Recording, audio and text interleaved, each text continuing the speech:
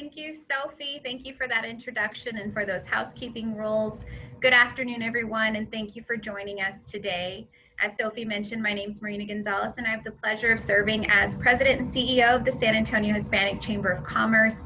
We're really excited to bring this webinar today to you and host a data-driven conversation with the Institute for Veterans and Military Families, along with Rosie Vasquez Maury and Misty Stutzman-Fox. So thank you to those ladies for being here today. I also really want to thank Rachel Bell, who's the chair of the Chamber's Military Affairs Committee, for helping to put together this thoughtful conversation. And being here in Military City, USA, we know how important this topic is to our community.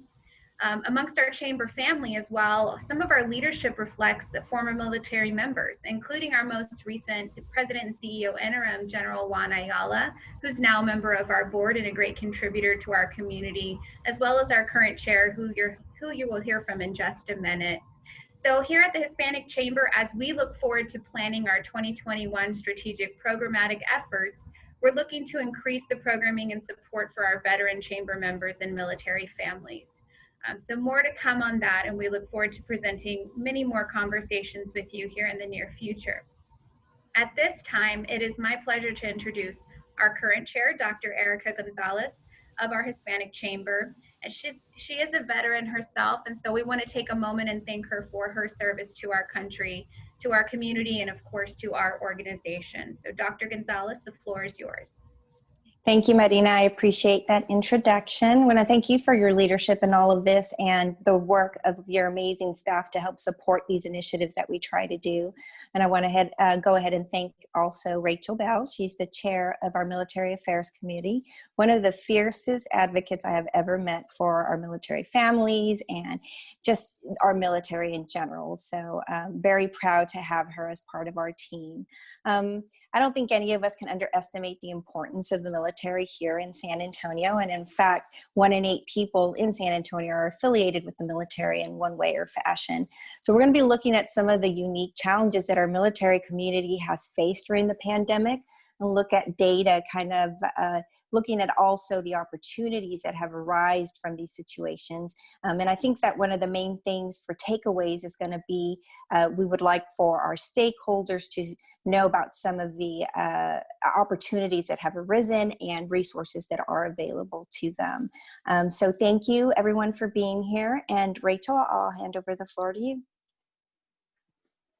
Thank you. I'm so excited that we're having this conversation today. And honestly, it wouldn't be possible if it weren't for the support and the leadership from the top down within this organization at the Hispanic Chamber. I really appreciate the support that both have come from Erica, from Dr. Gonzalez, of course, and from Marina as well, as General Ayala in the interim, as we have forged our way this year through, a pandemic and remote situation and transitions in leadership. I think that we've always had a really steady eye on this issue, thanks to the leadership that we have in place, and I appreciate it. So today it's my pleasure to introduce from the Institute for Veterans and Military Families, Rosalinda Vasquez Maury. She is the Director of Applied Research and Analytics, and she works on a diverse research portfolio that reflects a range of social, economic, and wellness challenges that affect transitioning service members, veterans, and families. She has worked on numerous research efforts that include workforce readiness as it relates to transitioning service members and veterans in the civilian labor force. And she also has studied factors that impact veteran and military families and business owners and service members' experiences in higher education. She has extensive experience in developing surveys and worldwide data collection, and she has been responsible for developing and implementing and managing surveys for data collection for organizations and government sectors at every scale. She also has her master's degree and bachelor's degree in psychology from UTSA. And she is a San Antonio native, so we are especially happy to have her talk with us today here in San Antonio. And her colleague, Misty Stutzman-Fox, is the Director of Entrepreneurship and Small Business Portfolio at the IVMF at the Syracuse Institute for Veterans and Military Families. She has built out the Center of Excellence for Veteran Entrepreneurship, as well as the Coalition for Veteran-Owned Business.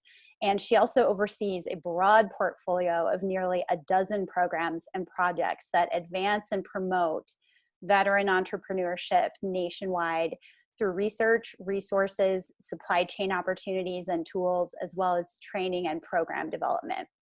She has several years of experience in service management, consulting, event planning, and curriculum development, and she is an alum of the second cohort of President George Bush's Stand to Veteran Leadership Program.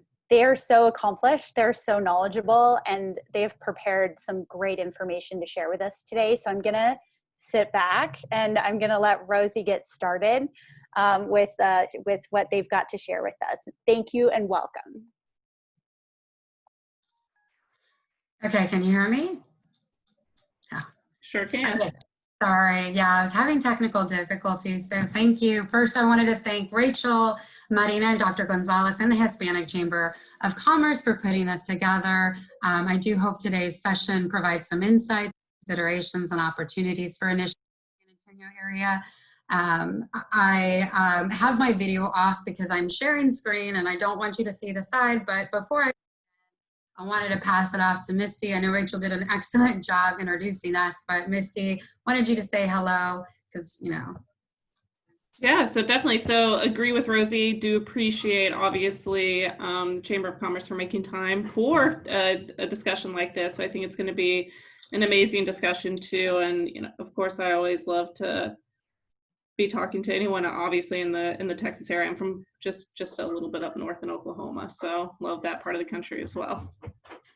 Yeah, it's Misty and I. We're in Syracuse, New York. I'll tell you a little bit about Syracuse in a minute, but we're like from the South, so we've bonded together, being from Texas and Oklahoma, and you know, it's close family. Definitely. She will say y'all. She'll throw in a y'all, so now you'll know where it comes from. Yeah. You know, what is it? You can take, you can get the girl out of Texas, but you can never get Texas out of the girl. So yes, y'all is part of my everyday language. Okay, so I do have quite a bit to go through. I do have an agenda here. I know the slides will be available for everybody afterwards, and I promise I did not drink a lot of caffeine, so I won't talk super fast. I'll try to keep it very slow and simple. I do have a lot of data. But really quickly, we're going to talk through the resource needs of military-connected individuals during the pandemic. I'm going to switch it over to entrepreneurship, trends, and impacts, and then I'm going to hand it off to Misty to talk about our programs in particular, and then we'll leave the end for some Q&A discussions, and hope you enjoy our presentation. So a little bit about the IVMF before I begin. We are a standalone institute situated at Syracuse University in Syracuse, New York. Yes, I'll make that connection to San Antonio in a few.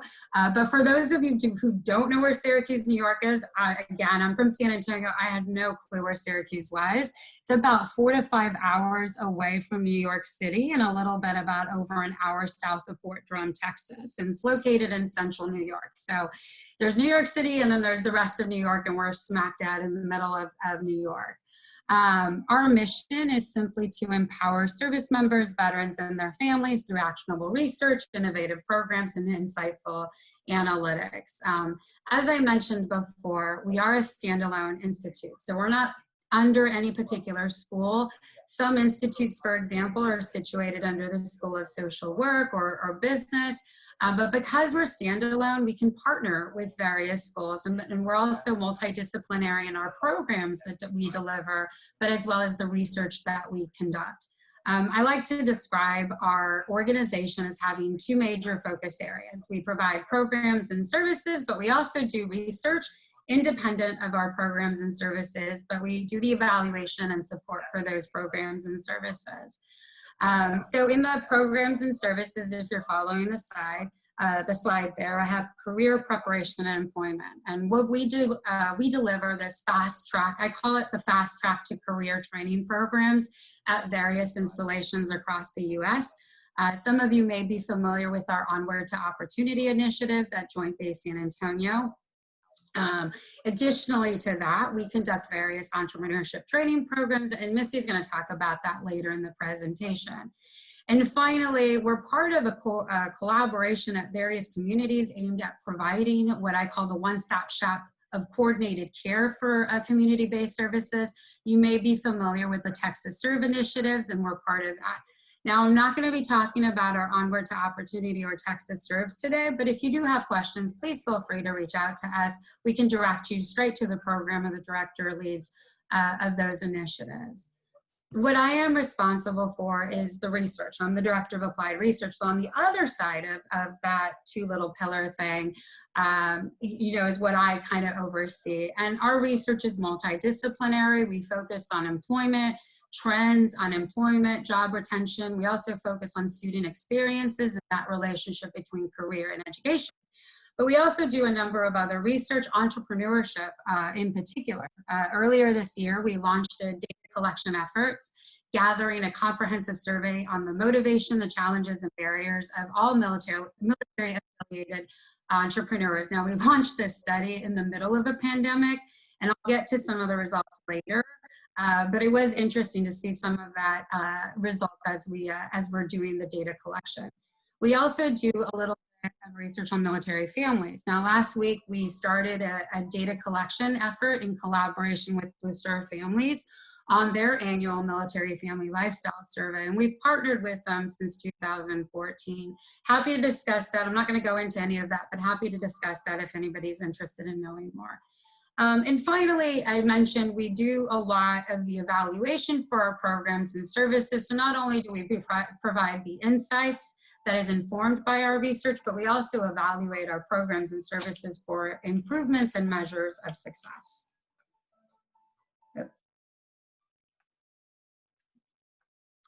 So what I'm going to be talking about today in these next few slides is the resource needs for our military communities. Now, just a quick overview. We currently conduct snapshot polls in partnership with Military Times. We've been doing this actually since 2016. And really, it's to provide timely insights on the social, economic, and policy views and concerns of military service members, veterans, and their families. And so when March came around, this was kind of the pandemic, we wanted to quickly assess the COVID climate, for military and veteran communities. We did publish a few briefs.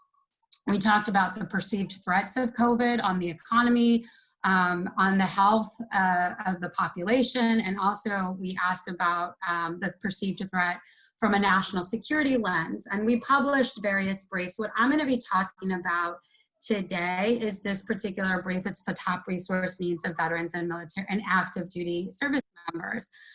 So the presentation is going to really just focus on this one brief. But what is important, and again, it's important to keep a pulse in particular of the changing needs of veterans and military community. And we do this through the polls, and we're doing it throughout the year as well. We actually conducted another poll in August, and I'm currently working on the writing and the results of that. What I will say is there are some similarities, especially when we compare to this particular results, but there are some differences, and I'll talk about those differences throughout the presentation. But the poll, what it did reveal was a widespread concern and resource needed for military and veteran communities. However, knowing what resources needed was half the battle. Our finding also showed that both veterans and active duty service members needed help in finding the resources and more assistance in navigating those services. So I'm a researcher. Quick discussion about methods. We conducted this poll between March 26th through March 31st of this year. We had a huge response, but we only analyzed those that completed the survey, the entire survey. The demographics were at the end. It was really important for us to know the military status, the age, gender, and race ethnicity. Of the ones that did respond to the entire survey, we had about 4,022 responses. we took the largest 2 sample sizes, which were mainly active duty service members and veterans. The active duty was just over 1,500 and veterans was over 1,700. And we actually took it a step further and we weighted the data. So for the active duty service members, we weighted the data based off of rank, gender, and branch. And for veterans, I would have loved to weight the data by those 3, but the only data, reliable data that I had was really separated out by gender and age. So we were able to weight the data based off of that. And this one particular brief did focus on this particular question. We asked the participants to tell us about their needs in these various areas. I bucketed center around benefits, around community, around family, and health and wellness.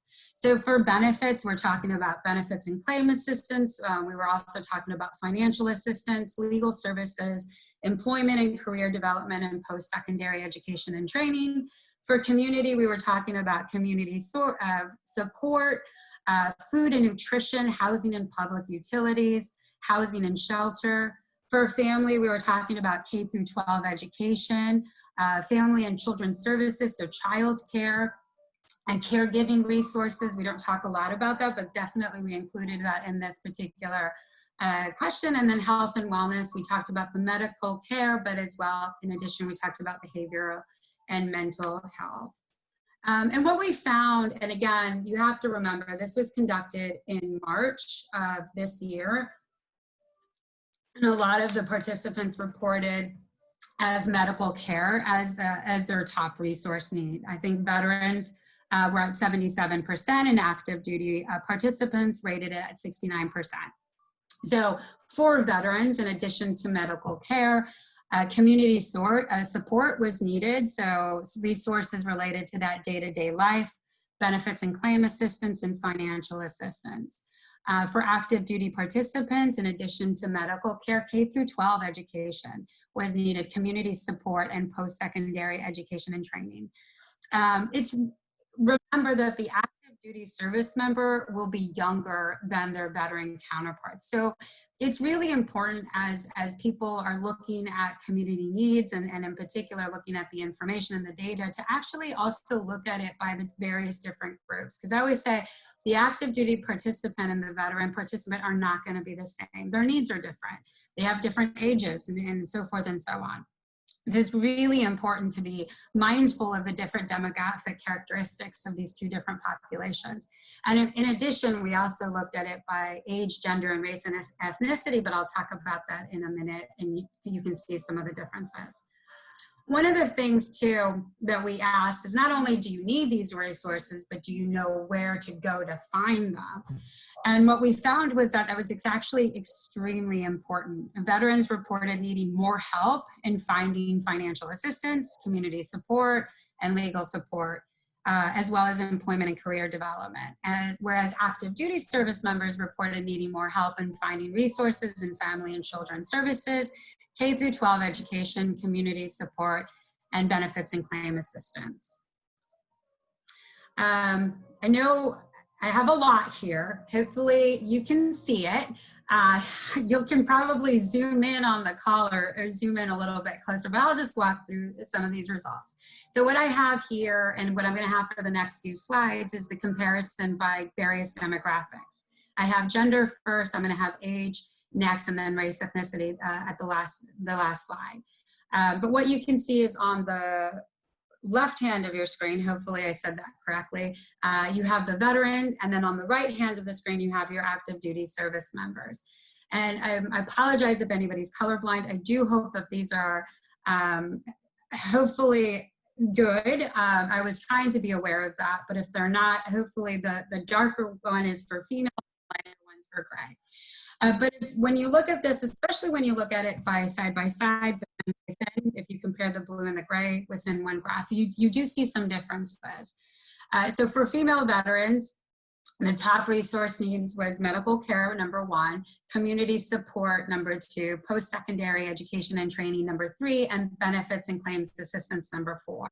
For male veterans, it was kind of similar, but there are some differences. So medical care, top number 1, community support, number 2, post-secondary education and training, number 3, and financial assistance, number 4.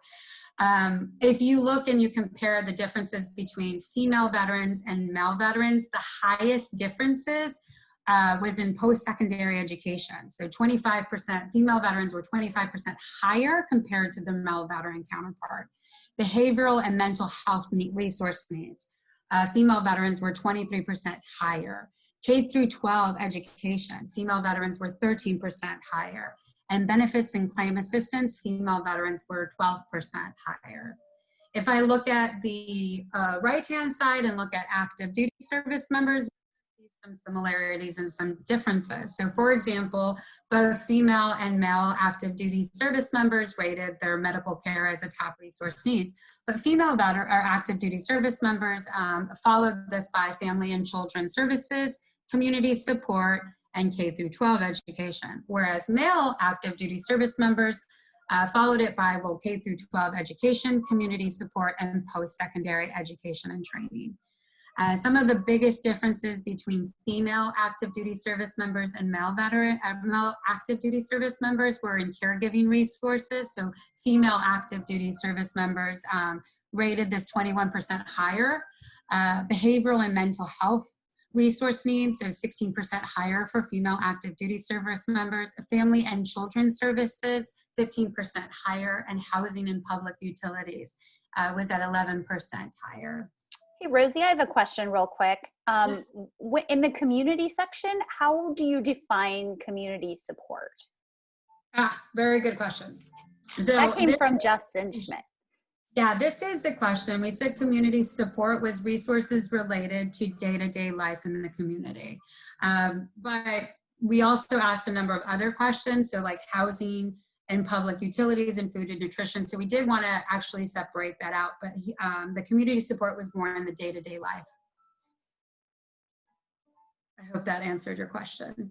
And I think I have a link to the brief where it does spell it out. And then I'm also happy to discuss this even more afterwards if I didn't answer your question. So this graph, and I know there's a lot, and I'm sorry, I am data driven and I do have a lot of data, and I like to look at various things by different demographics. And this is by age, and it's really hard to put this in one graph, but I tried to do the age. So the dark blue is the 18 to 34-year-old, the light blue is 35 to 54, and the gray is the 55 and older. And again, just like the same slide or the previous slide, on the left you have your veterans, and then on the right you have your active duty service members. Do note that there isn't many 55 and older active duty service members, so that is a very small sample, but just wanted to note that. And very much like the previous slide, when you start looking at this by various demographic groups, you do see some differences. And medical care, of course, a top need across all, but there were some differences. And in particular, the 18 to 34-year-old, following the medical care, a resource need was post-secondary education and training, followed by benefits and claims assistance. For veterans 35 and 54, again, you have the medical care on top, but then you have the benefits and claim assistance, then and then community support. And then for veterans that were 55 and older, it was number one was medical care, followed by support.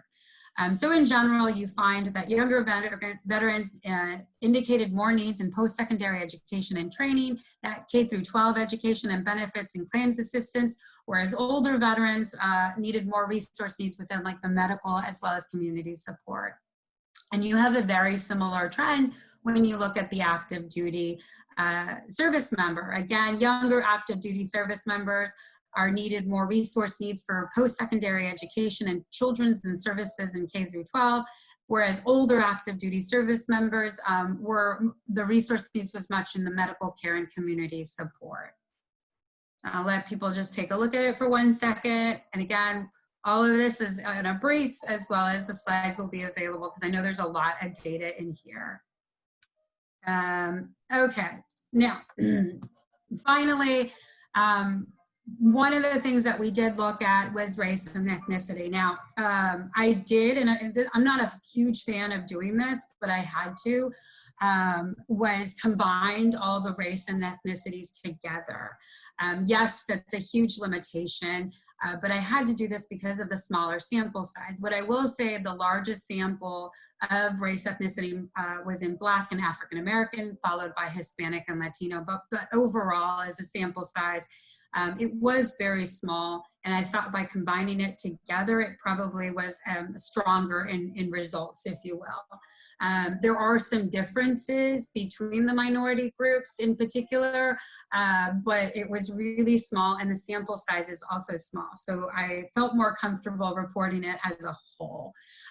Now, but what you will see, and if you look at the minorities is in the dark blue for both the veteran and active duty service member, or the active duty, yes, correct. And then the non-minority, which is anybody that just said white, and they didn't select any minority group, is in the gray. What you will see is that for both, there was a higher percentage of resource need for minority, both veteran minorities as well as active duty minorities compared to non-minority. I think the biggest differences for minority veterans when I compare to non-minority veterans were in the employment and career development. So 23% higher for minority veterans compared to non-minority veterans. Post-secondary education and training, 21% higher, and benefits and claim assistance was 19% higher. The biggest differences for minority active duty service members compared to non-minority active duty service members, 18% higher for post-secondary education and training, 16% higher for food and nutrition, and 11% higher for employment and career services. Here is a very, very nice infographic. Again, the report, I am not a graphics person. They do a beautiful job of putting this, but all of the highlights I think I talked about today. So if you wanted a summary slide of the various different findings by the different demographics, I wanted to be able to provide that here for you today. Okay, so what does this mean? Why is this important? You know, it's really important to stay on top of the ever-changing resource needs of our veterans and military community, connected community. Research should inform our programs and services that we provide. Now, what we have to also remember that when the survey was done, it was at the beginning of the COVID-19 the pandemic. And the narrative is a little different than it is today. Like I mentioned earlier, we did conduct this poll again in August, and we will be conducting another poll later, just so you know. We're looking at some longitudinal trends, so looking at one person to see if they answered it over time. But as well, we're going to be looking at it at the different times. And one of the things that, at least in the more recent stuff, and I don't have it, is that, you know, we talked about medical care being a top resource need in March. What you're seeing now is employment. Medical care is definitely still continues to be, but you're seeing a lot more employment concerns and resource needs in particular. So again, it's important to keep a pulse. It's important to be actively collecting information from the various groups, and it's certainly important to making sure that it's pivotal, I would say, in understanding the need the needs of the military connected community. What we did learn overall from the polls that were conducted in March as well as now is that there is a widespread concern and resource needs. In none of the graphs did you see it be significantly lower. I think they were relatively high across a number of different resource needs. But it's also important, as you can see, is that you know, we often want to lump military community together.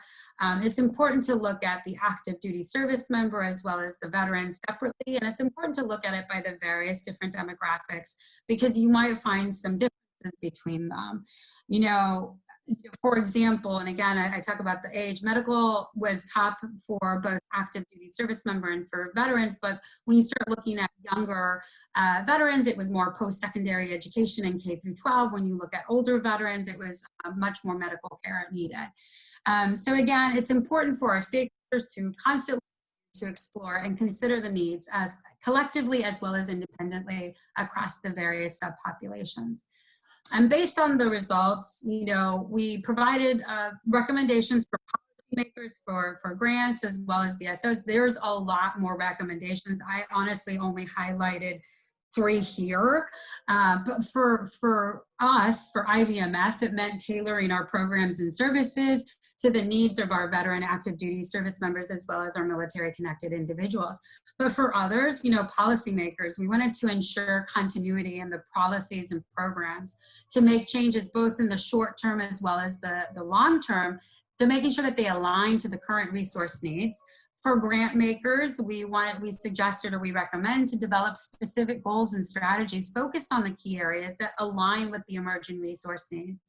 And for VSOs in particular, you know, especially ones that have programs and services that are available to address these resource needs, we needed to develop easy pathways of engagement and enrollment, simplify how they connect with your organization, and be responsive and flexible in getting them to solutions that meet their current needs.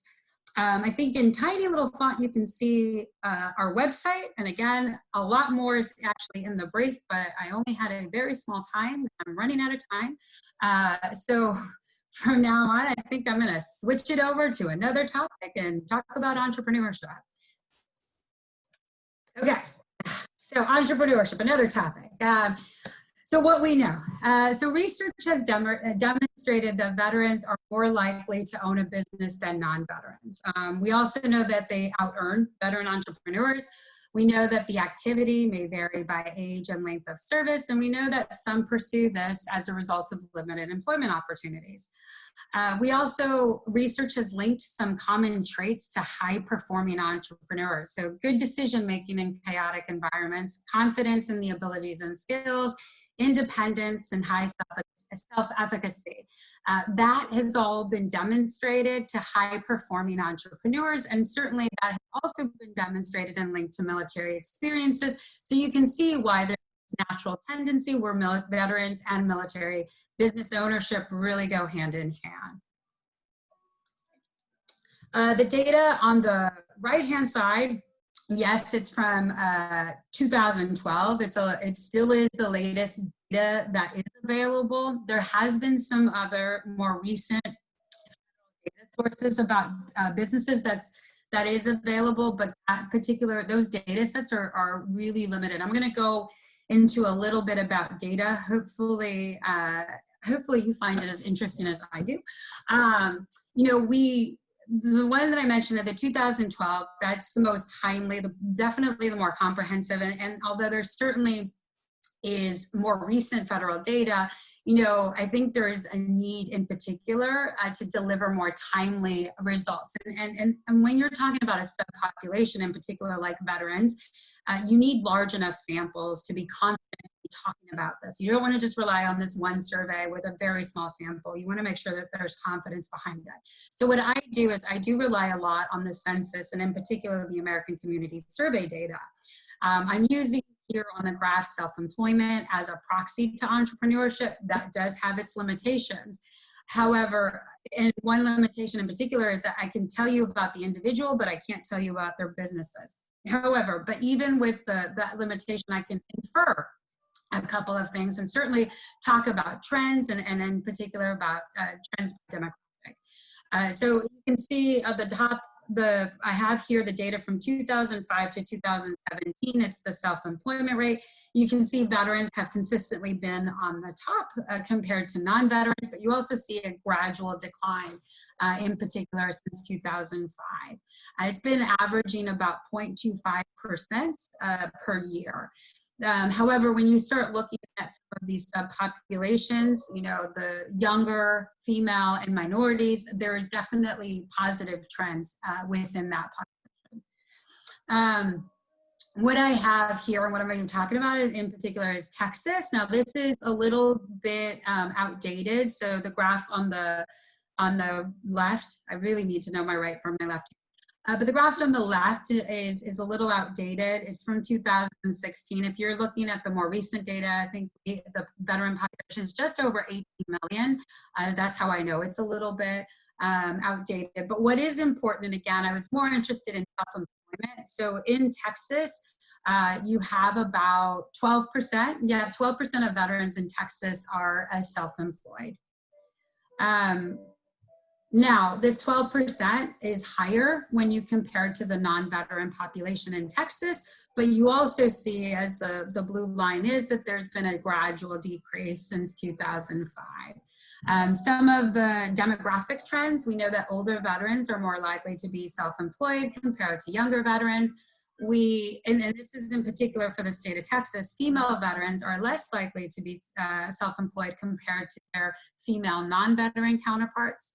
Black and African American veterans are more likely to be self-employed compared to their counterparts, and Hispanic and Latino veterans are less likely to be self-employed compared to their counterparts.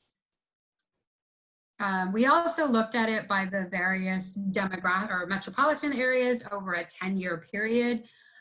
If you're looking between 2007 to 2016, you're going to see some slight increases, in particular within Dallas, Austin, Corpus, and El Paso, but then you see some slight decreases in Houston and San Antonio. I will say San Antonio, a 0.08% is a very slight decrease, so don't be worried about that. And if you look at that particular year, you see some fluctuations, but this is what I meant earlier, is that you need a large enough sample to be doing this, especially if you're talking about a sub of a sub of a sub of a sample, and we're looking at veterans, we're looking at the state of Texas, veterans and those that are self-employed, so that's definitely a sub of a sub of a sub. One noteworthy trend I want to say to keep on the lookout is military spouses. I think we talk a lot about veteran entrepreneurs, and sometimes we don't talk enough about military spouse entrepreneurs in particular. One of the things that I wanted to highlight in this graph is that you're starting to see some upward trends, in particular for both active duty as well as spouses of veterans. They're not as high as their civilian spouse counterparts, but there's definitely increasing trends. So I feel like that's the population to be on the lookout in particular. So we've done various studies. A lot of the stuff that I presented was simply on federal census data and just looking at it by demographics, but we've also done a number of different studies. I talked about the national survey earlier, but I also started some of our research is a lot of qualitative work. So we did some interviews, close to 100 veteran business owners. We actually went to Austin, Texas and talked to about 20 different veteran business owners. And what we found out was that there's these, when we asked them, what are your common challenges? There was these general discussions that were centered around these three topics. It was access to capital, it was people and social capital, so the networks and the mentors, and it was navigating those resources. And we had a student assistant to put together a list of all the resources that were available for veteran entrepreneurs. And what we found very quickly was that there was over 21,000 resources available for entrepreneurs. 13% were on business development, 13% again with the Chamber of Commerce, 4% on the education and training, and 70% were with VSOs. But again, there was this common theme in particular of navigation, not knowing where to go in particular. So for access to capital, it wasn't necessarily, well, yes, there was an access to capital challenge, and it wasn't primarily those that are being denied credit, although some certainly are, but it was more about being capital ready, being aware of all the options and understanding the pros and cons with each. For people in social capital, it was, because of the mobility of the military lifestyle, the knowing and access to networks and mentors specific to entrepreneurship was lacking. And then finally, the navigation of resources. You can see very subtly in the background, very subtly, I tried to put some of the various different programs. This is not anywhere near all of them. But if you're starting a business and you do a Google search on veteran entrepreneurship, you're gonna find a ton of resources and maybe you'll get 21,000 hits. One of our interviewers that we talked about, it's information overload, he writes. You don't know where to start, you don't know what's a good resource from a crap resource, his words, not mine, and you don't know which is right for me. And so, so basically I wanted to talk about these common challenges, and I will say that in particular, these are not common challenges that are unique to veteran entrepreneurs that would probably be common for all entrepreneurs, but the military community in particular, there's definitely a little subtle differences, like the mobility and the lack of network in particular, that makes it unique for veteran and military community. Okay. As I mentioned earlier, we did launch a national data collection effort for veterans and military families at the beginning of the year. We started it prior to the pandemic, and we continued to collect it during the pandemic. I have some preliminary findings from those that responded to the survey. We're going to be releasing some more information later this year, but here's some highlights, in preliminary highlights of the results of this particular, and this is COVID impact for veteran entrepreneurs. So we found that 65% indicated that their military experiences had moderately or extremely prepared them for their businesses. 39% indicated that they will or had laid off employees due to the effects of COVID. 76% indicated that they lost businesses due to the pandemic. And 92% indicated that they needed to adapt their business during the pandemic. When we asked about closure, a good majority indicated that they do not anticipate closing their business at 67%. However, 19% indicated that they believe they can continue to operate their business for about a year or less, whereas 12% indicated that they can believe they can operate their business for more than a year before closing. Some of the top resource needed for the COVID was really centered around funding, 37% general funding, 20% emergency funding, but there was also needs for contracting assistance, 28%, as well as day-to-day operations, 25%.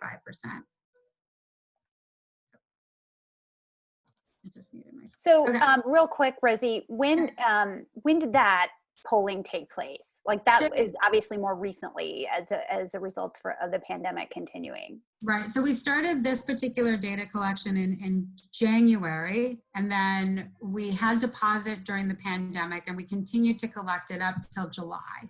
Okay. Thank you. And this also is interesting, I guess, for our particular audience at a Chamber of Commerce within Military City, to see what these challenges are, these opportunities for navigating resources and networks. I'm listening to that, and I love that it's targeted on what our potential could be to meet those needs. So thank you.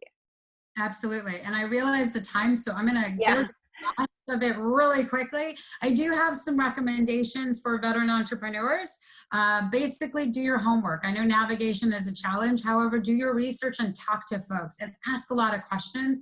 Take advantage of the resources that are available and expand those networks. Again, I think you have to go outside the veteran entrepreneur space. So definitely a little bit about expanding that network. And then for VSOs, yes, I don't want to leave anybody out. Provide relevant information, especially around finance, network, and mentoring. And then lastly, I'm just going to leave on the last one, manage expectations in particular. Mentorship is about building the relationships in particular, and it may take a long time to manage that expectation in particular. So making sure that veteran entrepreneurs know about that is important. Very often I hear about, you're a veteran entrepreneur, you can make millions of a lot of money. And the reality is entrepreneurship is hard. You're not going to make multi-million dollars. And I'm sure Misty can talk way more about this than I can, but I really think that VSOs need to be realistic and manage those expectations. And for quickness of time, I think I'm going to kick it off over to Misty to talk about our entrepreneurship programs. Awesome. Thanks, Rosie. And you can just, there you go. We'll go right there. So as you all know, the IVMAP actually has 4 pillars that we have. So we have entrepreneurship and small business, which is what we're going to do a deeper dive into. But for folks that, might not be looking to start a business, always check out our Onward Opportunity, where we actually offer in person in San Antonio, but also online, career credentialing. So think like your PMP or your HR or things like that you can do through Onward Opportunity. Of course, Rosie is a part of our amazing research team. And then we also have our America Serves networks too, that make sure that veterans get to the right resource in the least amount of time. So with that, let's do a deep dive into entrepreneurship in approximately 5 minutes. Please also feel free to ask any questions in the chat. I'm usually pretty good about being able to chameleonize things and see kind of the questions in this. So the Arsenal portfolio is actually made up of 11 national programs that meet entrepreneurs where they're at, both geographically, but also on their journey. And what does that look like? Next slide, Rosie. So basically we have 3 phases that we look at. So it's ideation, early stage, or grow and sustain. IVMF was actually founded on our entrepreneurship program. So in 2007, when Dr. Haney had just come out of the Air Force and was teaching entrepreneurship at the Whitman School of Management, he started EBV as a fun summer project. And that's now kind of blossomed into everything that is IVMF. And to date now, IVMF has served over 142,000. So what started in 2007 with 17 veterans going through a boot camp in the summer has now turned into the 4 pillars that we've seen. Here's the great thing about entrepreneurship. We talked about those 25,000 resources earlier. The thing is you can now shop for a program like you could shop for a college. So what's important to you? And it's more than just a program. So it's not the time you spend at Syracuse University or in Dallas, Texas at our Veteran Edge event. It's the network that comes with those programs. And that's kind of the important part. But I think you have to understand, are you looking for something that's online, in person, with other folks, and shop for your programs like that? Now, this can look like a lot because there's a whole lot of different logos that you see on this. So let's look at it in terms of how you can kind of move through it. Next slide, Rosie. Here's the part of the arsenal that we love. We meet you where you're at. So we say it all day long. So if you look at the different programs, you can see that Boost to Business, Ignite, Strive, Spark, that's really your ideation, right where you're starting. Boost to Business is part of the Transition Assistance Program. Ignite is a regional program that we have whenever we are allowed to be within 6 feet of each other across the nation. It's really made for women veterans and their spouses. Strive is something that we created for community colleges that are looking at how do they deliver impactful programming to military connected individuals. And so we created actually an entire program for those community colleges, and we teach them how to deliver it in the most impactful way so that they can be tied into the fabric of their communities. And of course, Spark is the answer for when you can't be in person, you have to go online. So we launched EBV Spark, which is a 6-week program for military connected individuals that takes place all virtually so that you can still be learning during this time. VWise is a program in our startup series. So this is the Veteran Women Igniting the Spirit of Entrepreneurship. It's for military spouses and women. If you take, and veteran women, if you take a church revival and then put a conference together, that's basically what VWise is. So it's 200 women in one area for 2.5 days. So our next one hopefully is in March in Nashville, if we're all allowed to be together again. This is an amazing program that you can just take advantage of, and you get 3 phases. So online, and then you have 2.5 days in person, and then you'll have access for a post-program support afterwards. And then of course our EBV and EBV families. This is the cornerstone program. It's what IVMS was founded on. It's 3 phases. It's completely free for military connected individuals. We will even pay for your flight to get to one of 9 universities across the nation and your 7-day hotel stay. It is, think of it as an MBA in a week. Afterwards you get up a year of post-program support. Our post-program support does about $1 million annually in support for veteran entrepreneurs. So in kind, think lawyers and CPAs and marketing and sales, training, all of those things. But then we realized that as our programs, or as the IVMF grew up, our programs needed to grow up too. Our entrepreneurs were growing up, but they were having new challenges as they started to hit that growth stage, that there was almost a second valley of death that we saw as folks started to scale. So we created programs for established entrepreneurs. And what you'll see there is our Veteran Edge program, which takes place in Dallas, Texas every year. We'll be in Dallas again, hopefully again in March. This is a program where we hand select 250 veteran-owned businesses so that they can take advantage of that network that I talked about earlier and that Rosie talked about earlier. We also bring in about 200 other resource providers. At that conference, we also recognized the Vet 100, which is the 100 fastest growing veteran-owned businesses in the nation, as recognized by Inc. So it's an awesome program that you get to take advantage of. On average, the entrepreneurs that are there are doing about $1.4 million in revenue a year. So you can see some great entrepreneurs and an amazing network that comes out of it. We've seen people partner now and get $23 million contracts coming out of that conference. So it's an amazing network to be a part of. And then, of course, we have VET or EBV Accelerate. That's basically our EBV program for companies that have 5 or more employees. And then VET Source, which is a program that was born out of the Coalition of Veteran-Owned Business. A part of what we see is very important is getting more veterans into supply chains of the Fortune 500 companies. And so we created a coalition of veteran-owned business that has those Fortune 500 companies that are looking at how they do that. And then we created Vet Source so that we can educate veteran-owned businesses on how they can get into those supply chains. So we work with folks like Walmart, like Johnson & Johnson, like JP Morgan Chase to figure out how we can do that. And then Rise. Rise is basically the EBV Accelerate, but online. It kicked off today. I saw that Leanne was on that one. It's how we basically help companies navigate this current situation with COVID so that your established companies can make those pivots and those micro pivots that you need to do. Next slide.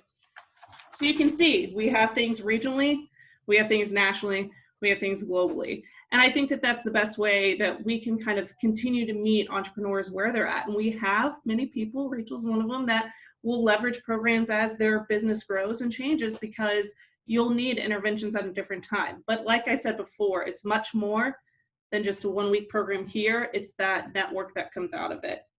And next slide. One thing that we heart is we heart data, as you can see that Rosie, what Rosie was presenting earlier. But I think the greatest thing that you can see out of this is that there are results coming out of our entrepreneurship portfolio. So we've seen some great employees actually grow over the years. And we also have a great diversity of thought and backgrounds that come to these entrepreneurship programs. So we find that very important. But I think, again, the biggest thing that you'll see coming out of this is out of that 75,000 that we've served so far, it's almost creating this little mini mafia that's coming together that you'll see now all over social media as people are launching and expanding and really just hearing kind of that, accountability partners. So that, in 5 minutes or less, is all of our entrepreneurship programs. But I would encourage everyone to go onto that website, ivmf.syracuse.edu, and start figuring out what resources are out there so that you can tell your friends and your families what they can do to leverage along the way. Because it's more than small business. We have employment, we have things for companies, we have the data that can really, that decision level data that people can really use as they go forth and conquer and develop their programs, their policies, etc. So I do want to also just say thanks again for Rachel and the Chamber for pulling us all together today. And with that, I will cede my time back over to Rachel. Thank you. Oh my gosh, that's so much information. I mean, I love it because I'm familiar with what you guys do and I appreciate it and I know the quality of it, but I'm sure it's going to take a moment for our audience to digest some of that if they weren't familiar with you guys already. And I know that it is most welcome here. We talked earlier about an overabundance of resources, and we feel that here, being Military City, everybody wants to do the best they can to support our military community. But I love how you guys are bringing a lens to that, that well-intentioned, that good intention to help people be more purposeful and to direct, resources in smart ways, in the most effective ways, I guess I should say. And so to bring that understanding to our business community also adds another layer, I think, too, because it's not just the VSO side of things, but it's the business community side of things. We have veterans here in San Antonio who own businesses who I'm sure also as a result of COVID are going to continue to maybe pursue starting businesses. And it's nice to know that we have resources that they can evaluate. I like how you said that, Rosie, just do your homework, know what you're getting into, really evaluate critically, in terms of results, in terms of what exactly are you looking for. We have members I know too within the Hispanic Chamber who are veterans who own businesses, who have earned contracts, you know, who have worked here for years, who are building or growing. And I know when you talked about the networking part as being a challenge for the military community, it means a lot to me to consider how we can best leverage our own network to be purposeful and help those who are wanting to get started and get through that. So I'm just assimilating all of this in real time here. I mean, even as familiar as I am with what you guys do, I appreciate it more and more every time I get to see it laid out. And so I thank you so much. And I have to say, if it weren't for COVID, we wouldn't have the privilege of getting to spend time with you in this way today, remotely. We're leaning into this remote limitation, but yet we've expanded an opportunity that would not probably have otherwise existed. So I also need to make sure I appreciate that too. And I have to say, this can't be the last time we hear from you guys. Rosie, you mentioned at least 3 different things that you're working on, you're starting, you're presenting, you're crunching. I do hope you'll have a chance to come back and share some other things with us as you discover them. San Antonio is my hometown, so I always will. I'd rather do it in person. Hopefully one day this year, but definitely if I can, I'll be doing it in a virtual world for sure. So I can't thank you enough. I know we've gotten several different requests, for copies of the deck. People I think want to take some time with it. Yes, the answer to that is yes. I believe Sophie can help make sure that obviously recording of this is going to go to everybody who registered, and then Sophie, if you're there, you might tell folks how to email or I guess contact the chamber, and we can make sure that it gets out, unless I know you and I told you I would sending it to you that also. Yes. Hi, everyone. We will be sending out an email no later than close of business tomorrow that includes the deck and just as a thank you to everyone who registered. So be on the lookout for that.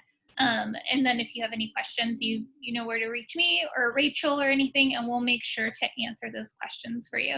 But overall, I just want to say thank you to Rosie and Misty and for all that information. It was really great. We will also, as Rachel mentioned, we did record this, and so we'll be posting it on our YouTube page and sending the link to everyone who registered as well in case they weren't able to join us at the last minute.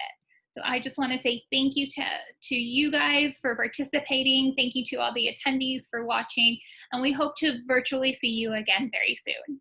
Well, thank you. Thank you for having us. All right. Bye-bye.